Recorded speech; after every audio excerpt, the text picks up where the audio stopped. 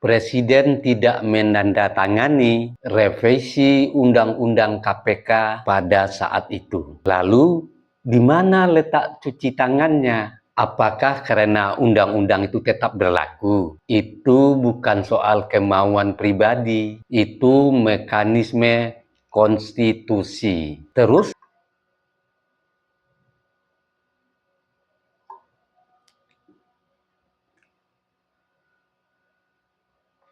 negeri ini aneh. Ketika seseorang diam, ia dituduh bersembunyi. Ketika seseorang bersuara, ia dituduh mencari panggung. Ketika seseorang tidak menandatangani, ia tetap disalahkan. Begitu mudah kita melempar tuduhan tanpa mau membuka lembar konstitusi. Hari ini ada yang berkata, Jokowi cuci tangan soal revisi Undang-Undang Komisi Pemberantasan Korupsi. Tapi, benarkah kita sedang membela kebenaran atau hanya sedang melampiaskan kebencian? Mari kita bicara jernih. Sebentar lagi saya bahas. Bismillahirrahmanirrahim.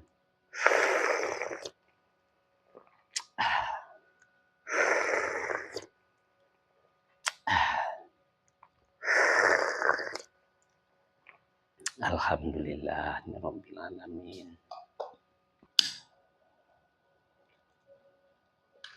Dalam sistem ketatanegaraan kita, Undang-Undang Dasar 1945 Pasal 20 ayat 5 menyebutkan dengan tegas, jika sebuah rencana undang-undang telah disetujui oleh DPR dan Presiden, namun Presiden tidak menandatanganinya dalam 30 hari, maka undang-undang tersebut tetap sah dan wajib diundangkan. Mengerti? Paham? Artinya jelas. Ya, artinya jelas. Tanda tangan Presiden bukan satu-satunya penentu sah atau tidaknya undang-undang. Dan fakta sejarah mencatat, Presiden tidak menandatangani revisi Undang-Undang KPK pada saat itu. Lalu, di mana letak cuci tangannya? Apakah karena undang-undang itu tetap berlaku? Itu bukan soal kemauan pribadi, itu mekanisme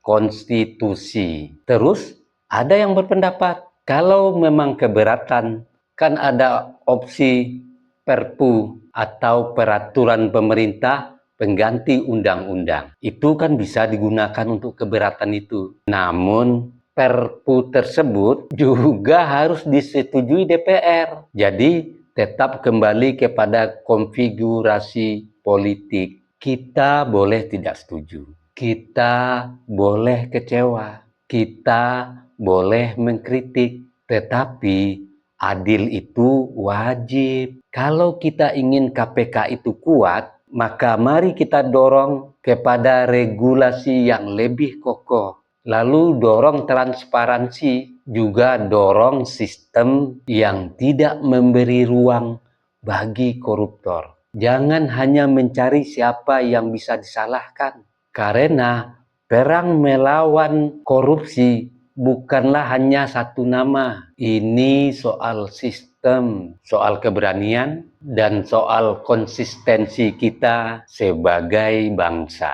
Demokrasi bukanlah arena berburu kambing hitam. Demokrasi adalah ruang menimbang dengan akal sehat. Sebelum saya akhiri, dengarkan gurindam ini. Jika hukum dibaca setengah halaman, maka fitnah mudah menemukan jalan. Jika benci lebih dulu berbicara, maka fakta pun pasti menjadi salah makna. Bukanlah figur yang harus dibela mati, tapi kebenaran yang wajib dijaga di hati. Andai ingin negeri ini terbebas dari cela, maka semua dimulai dari diri kita. Saya Beni Budaya.